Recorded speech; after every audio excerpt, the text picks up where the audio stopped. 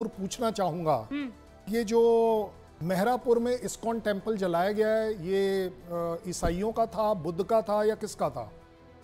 ये जो काली माता मंदिर जलाया गया है, ये किसका था? और तो कोई दूसरा मंदिर वहां जला नहीं, और कोई रिलीजियस प्लेस जली नहीं।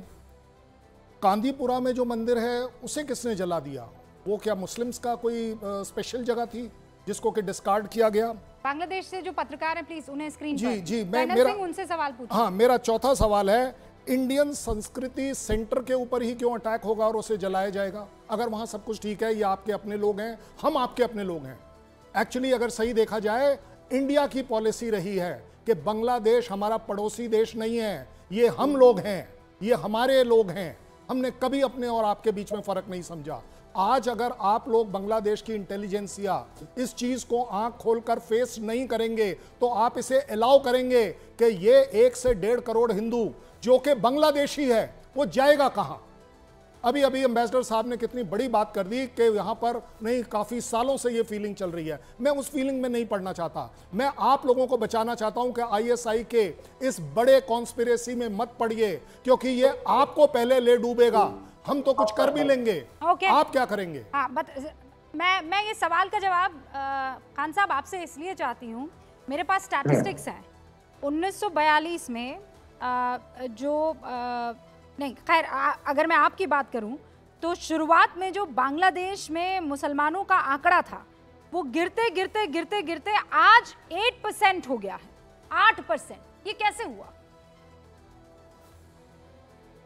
तो आपको ये बताना जरूरी है कि during my journalism career last about 25 to 27 years around, I am working on this field and my specialty is like crime and investigation. हाँ, तो फिर और ज्यादा आपको इसमें जवाब देना आसान हो जाएगा। तो आपको पता होगा कि इस दौरान जो अटैक हो रहा है और जो जाने जा चुके हैं अब तक, और जो नॉट ओनली इस्कॉन और टेम्पल्स, काली मंदिर, इसके बिसाइड्स गवर्नमेंट एसेट भी जलाया गया है, नंबर 1।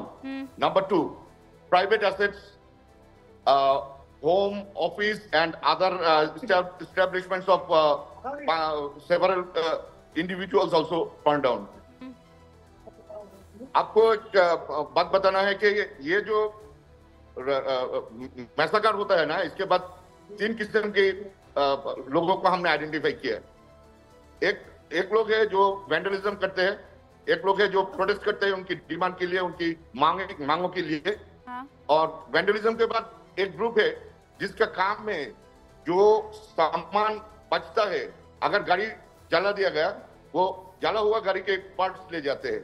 सो स्टेट वे थे, हम ये नहीं कह सकते कि ये जो हमला हो रही है ये only due to religious issue. नहीं, कोई आरोप नहीं लगा रहा है कि रिलीजियस इशू है सर। हम तो कह रहे हैं कि आरक्षण की वजह से, रिजर्वेशन की वजह से स्टूडेंट प्रोटेस्ट कर रहे थे, तो सरकार के खिलाफ गुस्सा मुझे समझ में आता है ना, कि शेख हसीना ने आरक्षण का समर्थन किया, सुप्रीम कोर्ट को उसे वापस बदलना पड़ा, and students did not agree with Sheikh Hasina, तो उनके खिलाफ गुस्सा समझ में आता है। लेकिन ये गुस्सा वहां की माइनॉरिटी के खिलाफ क्यों, उनके मंदिरों को क्यों होगा? मैं तो वही बात आपको बता रहा हूँ कि only minorities are not the target, they target the people who are behind this vandalism and other things. They are targeting specific people. Okay, तो मुझे ये बताइए, एक भी मस्जिद को अटैक करने की खबर क्यों नहीं आई? बताइए मुझे। अच्छा, अब जब इस पर बात ही कर रहे हैं, हाँ, तो कोई दरगाह को नष्ट क्यों नहीं किया गया? कोई मस्जिद को क्यों नहीं जलाया गया? कोई चर्च को क्यों नहीं जलाया गया? ये सिर्फ और सिर्फ मंदिरों को क्यों अटैक किया? Only due to create sentiment regarding this issue. Religious colour देना चाहते हैं एक ग्रुप। अरे मैं रिलीजियस कलर कौन दे रहा है, वही तो मैं पूछ रही हूँ। हम तो नहीं दे रहे हैं।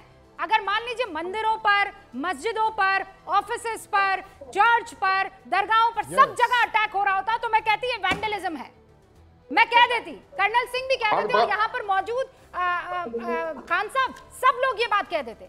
लेकिन व्हाई ओनली टेम्पल्स, क्यों? तो गैर सवाल है।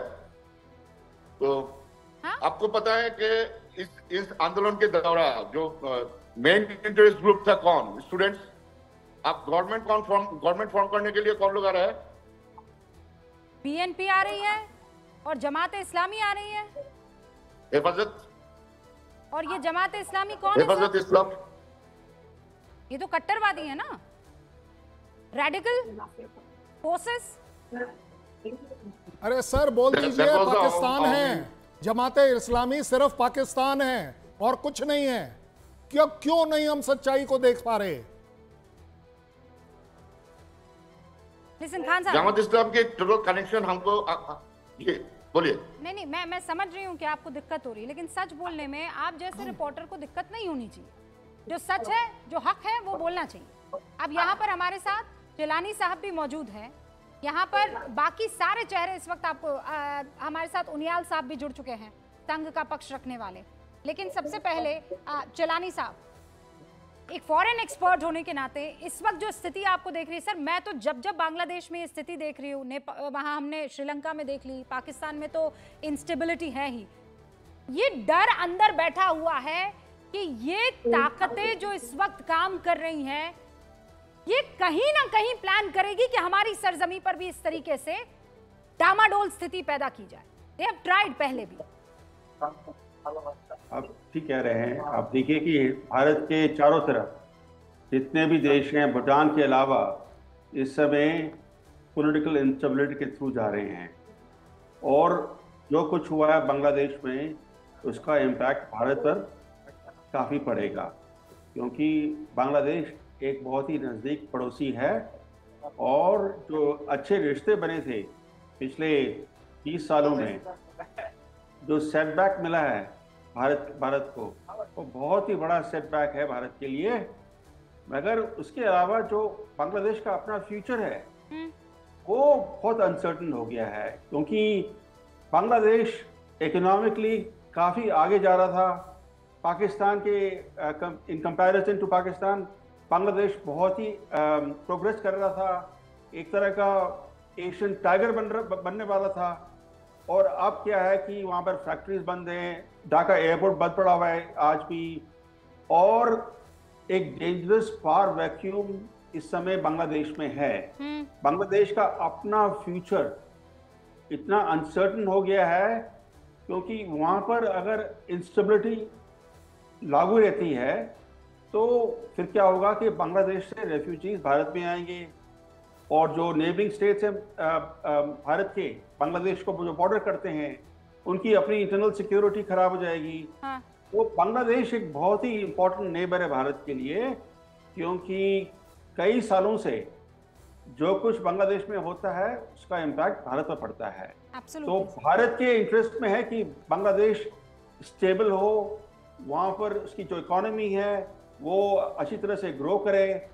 तो भारत के हित में है कि एक स्टेबल प्रॉस्परस बांग्लादेश रहे, और जो इंस्टेबिलिटी इस समय है वो खत्म हो जल्दी से जल्दी। लेकिन वो कैसे होगा संजीव उनियाल साहब? ये इंस्टेबिलिटी जो है, मुझे तो ये अब और ज्यादा तगड़ी होती हुई दिख रही है, क्योंकि अब पाकिस्तान, अरे जश्न मनाते हुए आप तस्वीरें तो देखिए, पाकिस्तान इतना गदगद है कि पूछिए मत। हम दो मुसलमान मुल्क हैं, हमको अब साथ आ जाना चाहिए, हम तो हमेशा से ही ब्रादरीन थे, अब हमें जो है किसी के बहकावे में नहीं आना चाहिए। अब वो वक्त आ गया है कि हम सब एक साथ होकर अपने दुश्मनों से, अब उनके